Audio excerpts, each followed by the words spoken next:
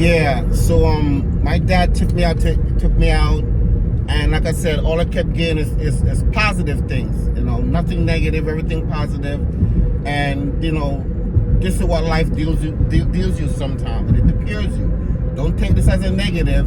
Take this as what came out of it, and what came out of it, in my opinion, was people who saw that I could make a difference, just saw it after the fact. Okay, and he let me know sometimes this is how life treats you, but you have to always prepare yourself for the next round. So next season came, I didn't try out. I'm more focused on what was in front of me, and stayed on the path. Don't turn right, don't turn left, stay straight. That's all I remember from him. Don't turn right, don't turn left, stay straight on the path. And that's what I did. So what I learned was a lot of the things that was put in place by him, me going to work, playing soccer, concentrating in school, kept me away from a lot of the negative things that some of the other kids, young boys my age, was getting into trouble with. Some of the guys that I was hanging out with died from, somebody shot them, or something happened, or it was always somebody dying, or something always happening. And I would always say to my dad, what happened? Why is this happening? And he said, the difference is that you have somebody that cares. So what does that mean? Because I find stuff for you to do, to make sure that your time is being used wisely. See, but they didn't do anything wrong. You see, remember what I said to you about being on the straight path? I said, yeah, but what does that have to do with anything? He said, if you turn right or you turn left, then you're not on the path. You're focused on what you're supposed to be doing. They're not focused. Don't be a follower. Be a leader. Anybody could be a follower. And we have enough followers. And that's what I took it as. So from there on, everything I did, in my opinion, I stayed on the straight and narrow, because I had somebody who took their resources and their time to make sure that I stayed on the right path. The encouragement, the you could do better, and like I said, his favorite words were, I'm not mad, I'm just disappointed. And that's what a lot of these young men need, is to hear that, you have to stay on the path, the right path. We have now so-called gang members who became rappers, who have children, and the government are telling us those are our heroes.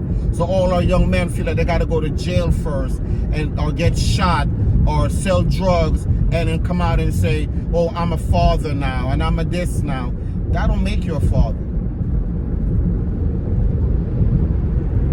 Okay?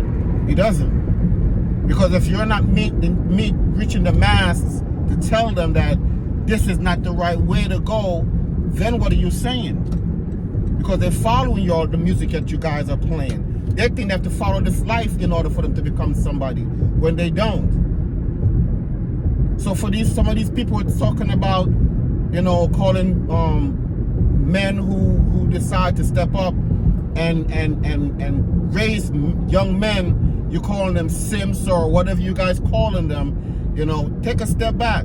You may have a father and a mother living in your life. We have white men adopting black children and raising them correctly. Are those men simps?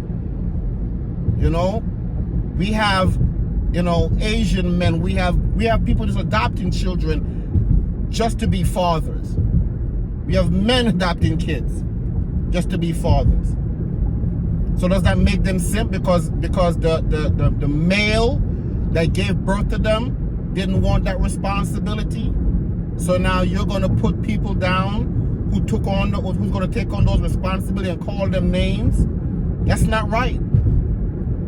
We need male in our lives right now. We need men to step up and do the right thing. But let's focus on that. Now, for the women, you guys got to also be a little bit flexible. You can't bring a man into your life and then tell him you ain't got nothing to do with my kids. If he's around that boy, he is in that boy's life. You know, you're not doing that good with him. Why not let somebody else do it? You can't teach him how to be a man. A lot of y'all go buy them sneakers and video games, and that's where they are, in their room, with sneakers and video games, not understanding how the real world works. There's no program in place for young men apart from jail. When I was growing up, you had shop class where you learn how to install electricity, masonry, plumbing, carpentry. Those type of program are no longer there. So the only thing leave for them to raise them is the guy in the corner with the expensive car that everybody is looking forward to, and think that those people are who society wants to see, or society is giving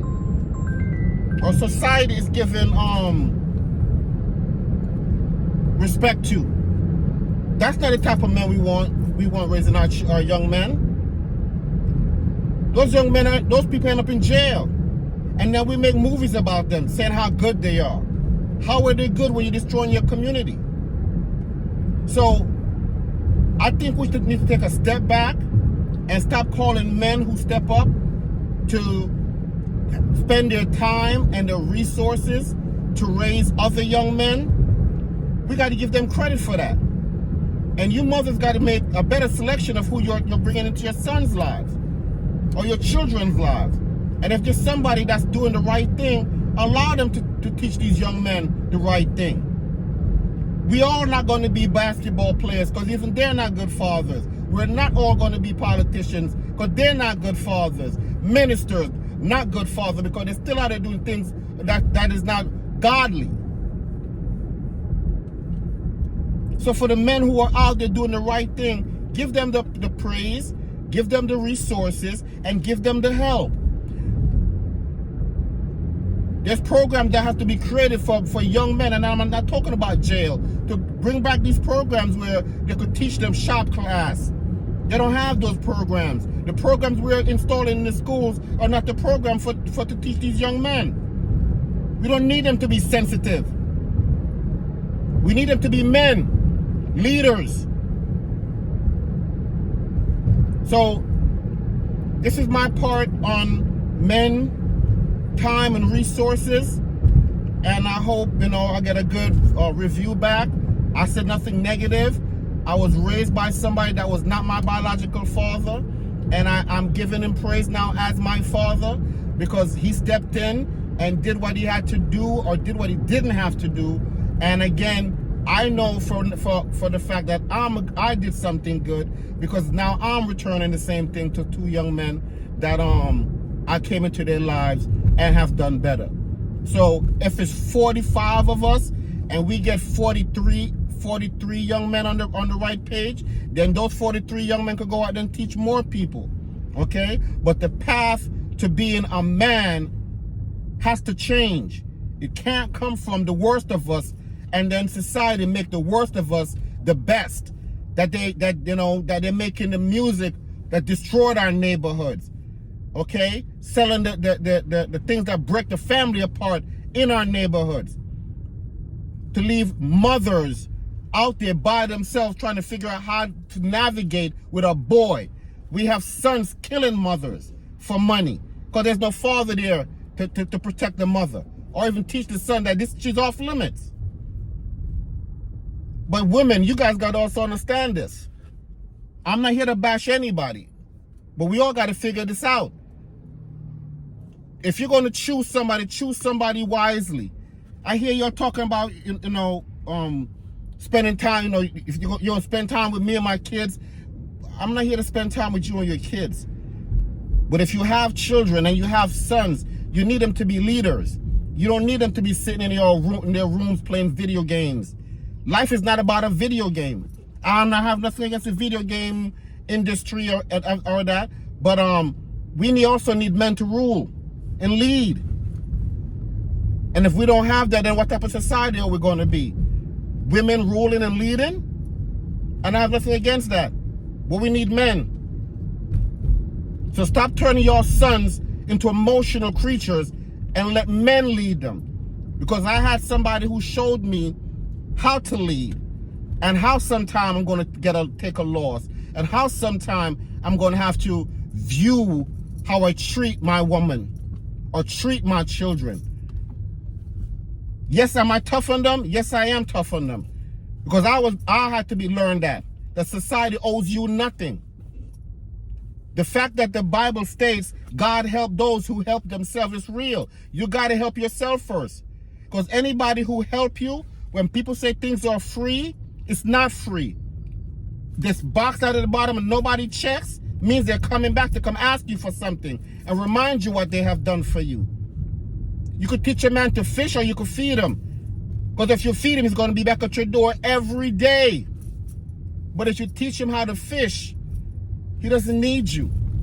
And a lot of people don't want to teach you how to fish because they want you to need them. That's the same idea like drugs. You need the drug to perform. You need these people to perform. Imagine if they don't need you. Imagine if you don't need them. I wasn't taught when I was a child about buying homes and properties. I was only taught to rent. And then I'm renting, and then I can't change anything in this person's house that I'm renting because it's theirs. And every couple of months or a year, he's jacking up the rent on me. But once I learn to own, rent goes up, mortgages goes down.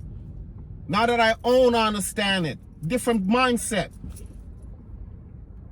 They won't teach you that. They try to tell you that the interest rate is so high you shouldn't buy a home. Who are you to tell me that? Because you could buy it at a high interest rate, and 4 years from now, 2 years from now, you could refinance it or modify it. The banks will work with you.